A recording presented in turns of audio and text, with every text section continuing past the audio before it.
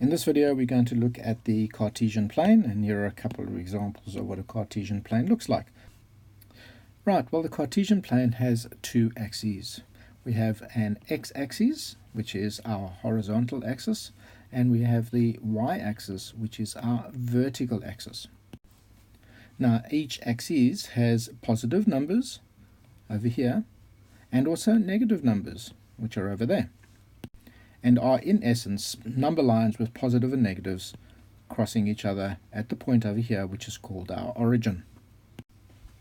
Now to plot any point on our Cartesian plane, we need an x value and we also need a y value, and normally they are given to us inside a bracket. Our x values are always found on the x-axis, and our y values are always found on the y-axis.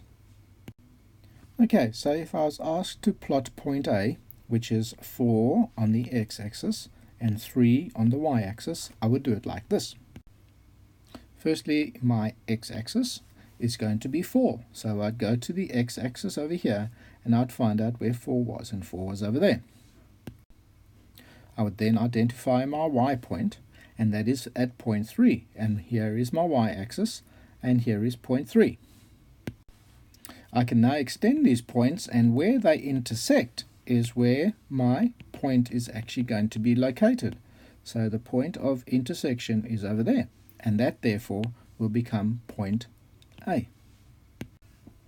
The most important thing to remember is to always plot your x-axis first, followed by your y-axis. So your x-axis is always before your y-axis. Alright, a little bit of practice for you. See if you can plot these points on the Cartesian plane over here. If you don't have square block paper, maybe draw some quite roughly and see if you can give it a go. Put the video on pause and come back when you're ready. Alright, well, how did you go? Well, the first thing I'm going to do is I'm just going to write my x and y, because that will be my coordinates, and I know therefore that all of my x points will be these and all of my y points will be those ones there. Right, well, let's do point A. So my x point is 1, so we'll just draw a couple of lines up there, and my y is going to be 3, which is over there, and we draw some lines across there, so that point over there is in fact going to become point A. Let's do B. Well, point -3 is sitting over there, so we will draw a couple of lines up there, and my y is actually 4, which is over there, so we'll join those two up over there, and where they intersect is over there, and that therefore is point B. C is at -5, which is sitting over here, and I'm just going to draw a couple of lines down there, and the y value for that one is also -5, which is down there, so where those two intersect each other, which is over there, that is going to be point C.